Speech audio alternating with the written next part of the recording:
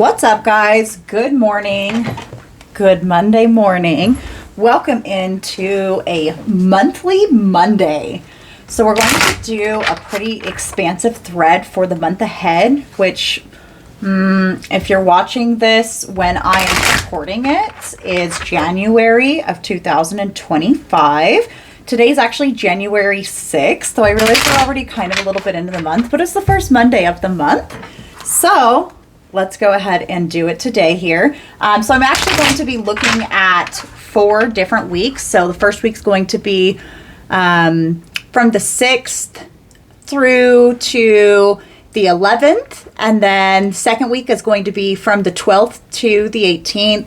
Third week, 19th to the 25th. And the fourth week will be the 26th all the way through to what is the 31st. We are going to be looking at 3 separate areas across the 4 different weeks.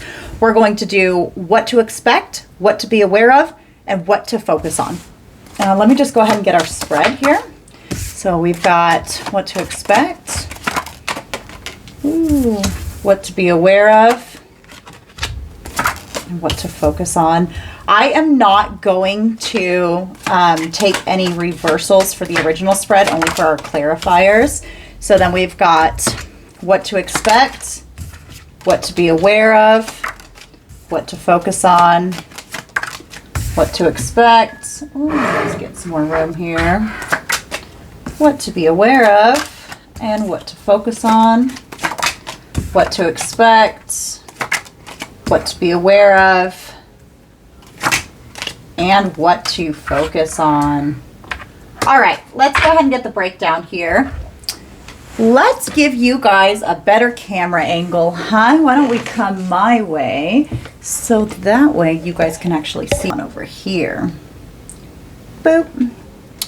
Let me just grab my little tripod here. My little tripod.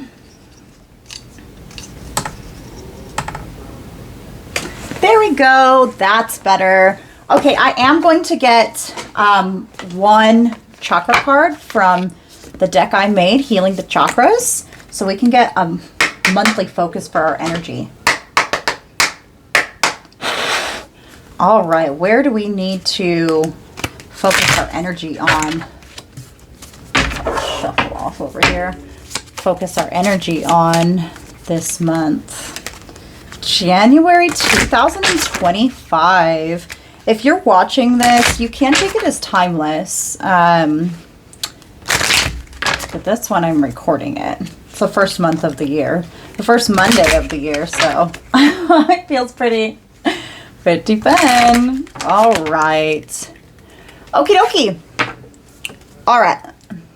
So let's actually do one for each one too. So let's go ahead and do what's the energy we can expect. Okay. What's the energy to be aware of? And what energy should we focus on? What would be most beneficial for us to focus on? Beautiful. Okie dokie. All right, let's go ahead and dive in, starting with the overall energy here. So the what to expect is actually a lot of throat chakra energy. So it could be a month that's heavy on communication.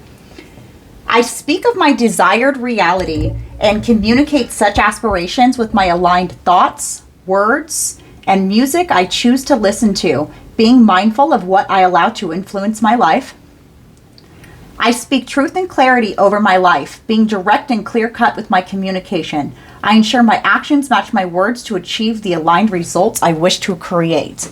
So you can definitely expect no-nonsense communication and not to allow any sort of communication or entertainment or anything like that to waste your time or take up your mental bandwidth. What to be aware of, our root chakra.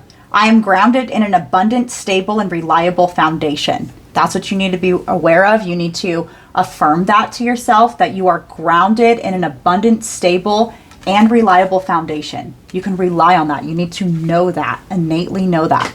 Now, what energy you want to focus on is actually our crown chakra. I know all of the answers I need are already inside of me. I quiet my mind to receive divine insight and guidance.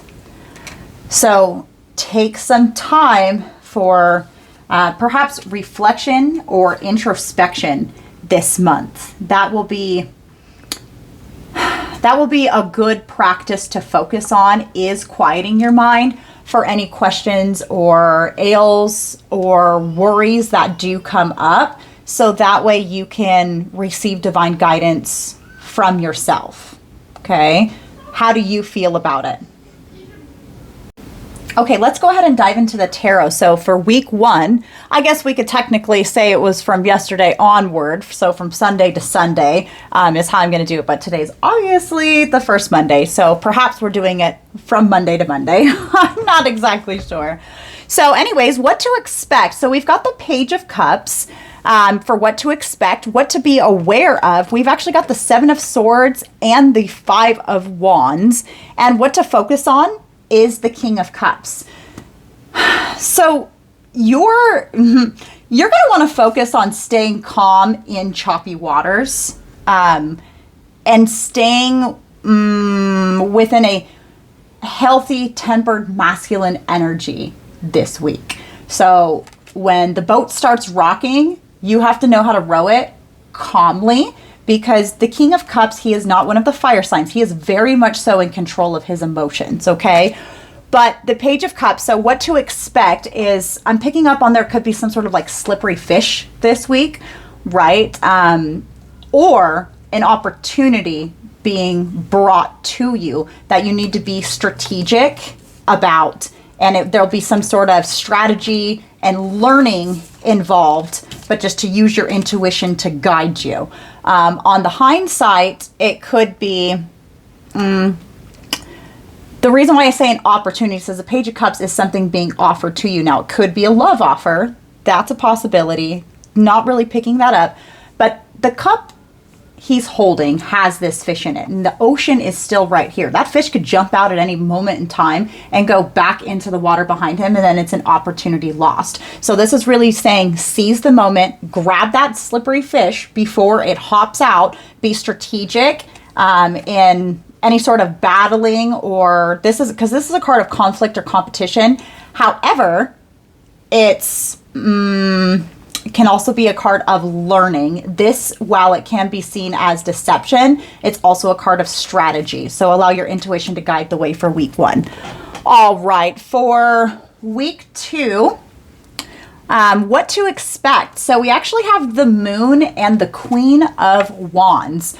So something could be being illuminated by a Queen of Wands. What to be aware of. We have a 10 of Swords, so there could be some sort of ending.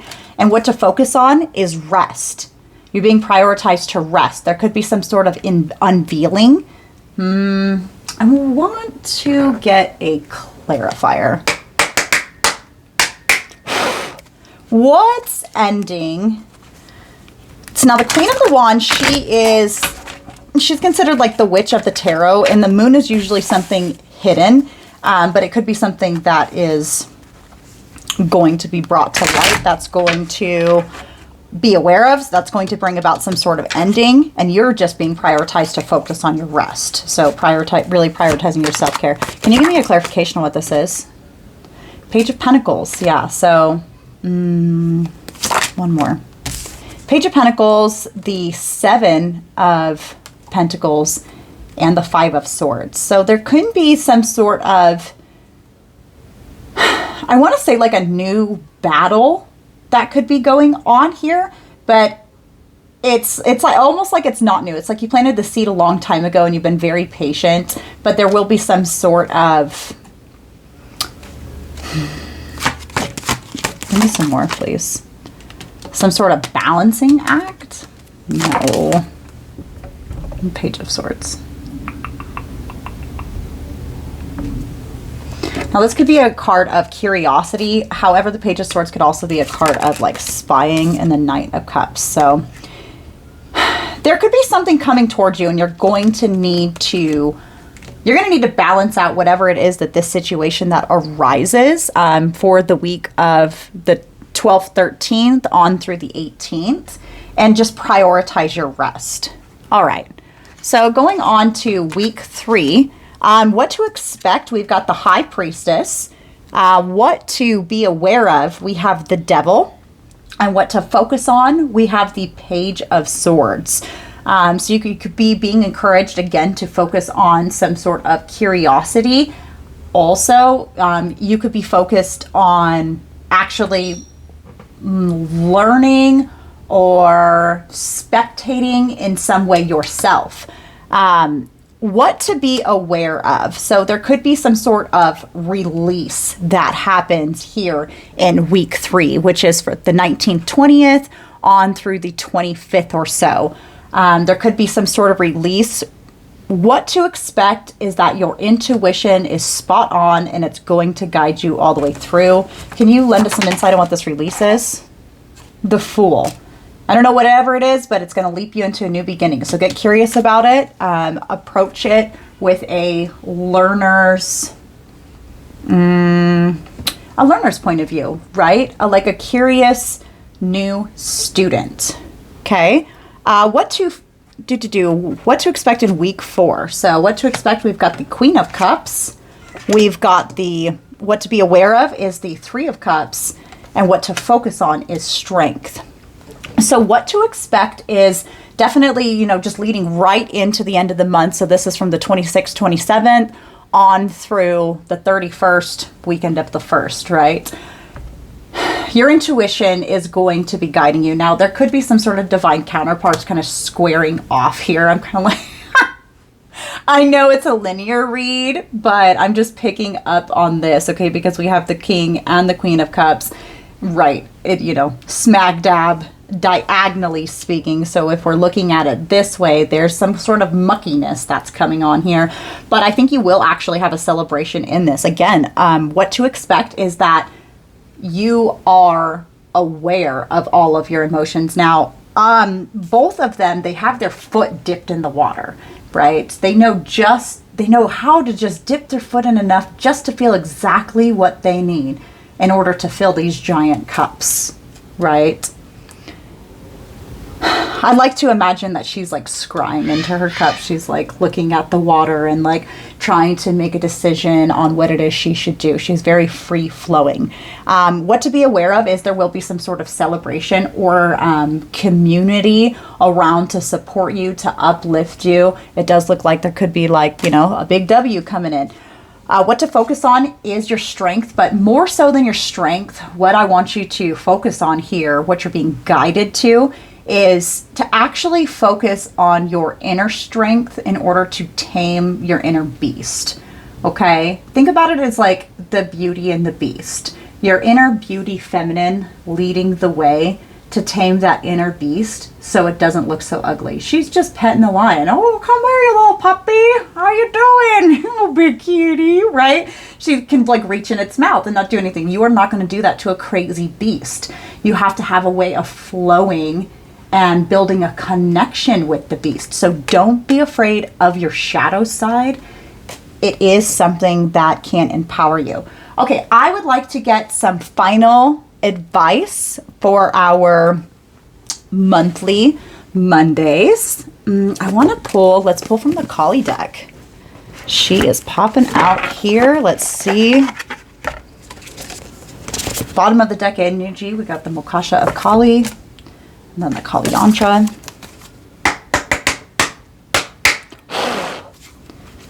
All right. What do we need to know, Kali Ma? Help us close out this reading. What do we need to know? Anywhere we need to focus in particular? Anything that we need to expect? Anything that we need to be aware of? Just what is it that we need to know?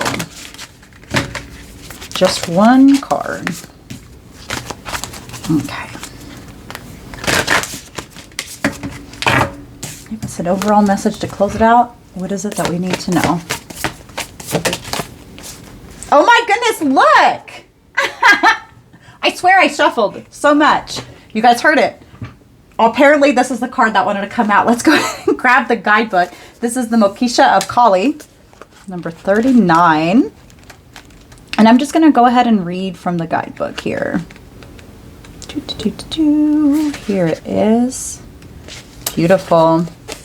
I'm going to wet my whistle here. Okay.